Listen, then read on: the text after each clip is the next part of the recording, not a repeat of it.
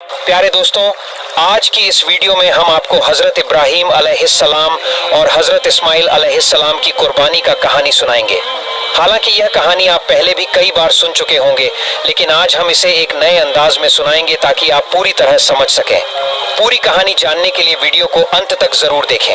तो आइए शुरू करते हैं। एक रात हमारे प्यारे पैगंबर हजरत इब्राहीम अलैहिस्सलाम गहरी नींद में सो गई। तभी अचानक उन्होंने एक सपना देखा। कोई कह रहा था, ए इब्राहीम, तुम कुर्बानी करो। हजरत इब्राहीम अलैहिस्सलाम उस सपना देखकर जग गई।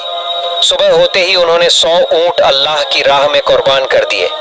फिर दूसरी रात वही आवाज, ए इब्राहीम, तुम अल्लाह की राह में कुर्बानी करो। सुबह उठते ही उन्होंने फिर 100 ऊंट कुर्बान कर दिए।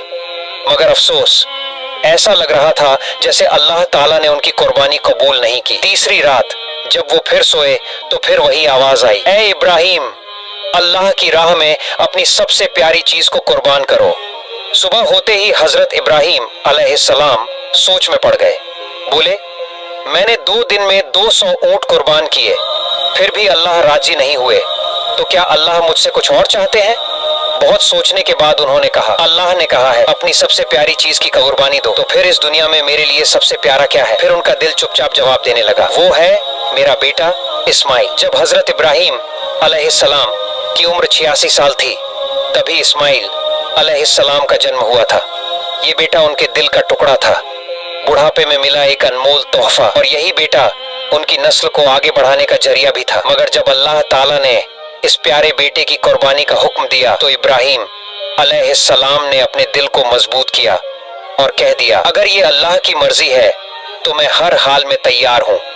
अल्लाह की मोहब्बत के रास्ते में दुनिया की कोई भी चीज मुझे रोक नहीं सकती। अब उन्होंने पक्का इरादा कर लिया बेटे को कुर्बान करने का। अगली सुबह वो अपने बेटे इस्माइल से बोले, बेटा, तुम गुस्ल कर लो, अच्छे कपड़े पहन लो, मैं तुम्हें एक दावत में लेकर चल रहा हूँ। छोटे इस्माइल अलैहिस्सलाम, जो बचपन से ही पिता की गोद से दूर पले थे, जब सुना कि अब्बा उन्हें साथ ले जा रहे हैं तो खुशी से उछल पड़े। वो अपनी माँ हाजरा के पास भागे और बोले, अम्मी, आपने सुना? अब्बा मुझे साथ ले जा रहे हैं, कहते हैं किसी दावत में चलना है, जल्दी से मुझे नहलाइए, अच्छे कपड़े पहनाइए, मुझे अब्बा के साथ जाना है। अम्मी, मेरा तो अब सब्र ही नहीं हो रहा। यह सुनकर बीबी हाजरा की आंखें भर आईं, लेकिन उन्होंने कुछ नहीं कहा, बस बेटे को तैयार करने लगी, मोहब्बत और दर्द से भरे दिल के साथ। सच में क्या वो आपको दावत में ले जा रहे हैं? हजरत इस्माइल अलैहिस्सलाम बोले, अम्मी, आप खुद ही अब्बा से पूछ लीजिए ना। इसके बाद बीबी हाजरा अलैहिस्सलाम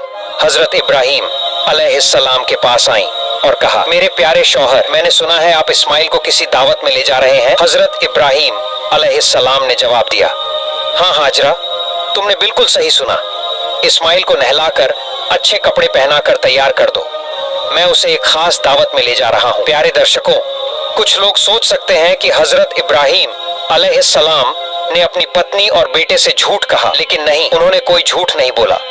अगर आप गहराई से सोचें तो बात बिल्कुल सच थी। वो अपने बेटे इस्माइल अलैहिस्सलाम को लेकर अल्लाह की दावत में ही तो जा रहे थे, यानी एक आजमाइश, एक कुर्बानी की दावत में। इसके बाद बीबी हाजरा अलैहिस्सलाम ने अपने प्यारे बेटे को नहलाया, अच्छे कपड़े पहनाए और तैयार किया। फिर जब उसे शौहर के हवाले करने लगी तो उनकी आंखें भर आईं।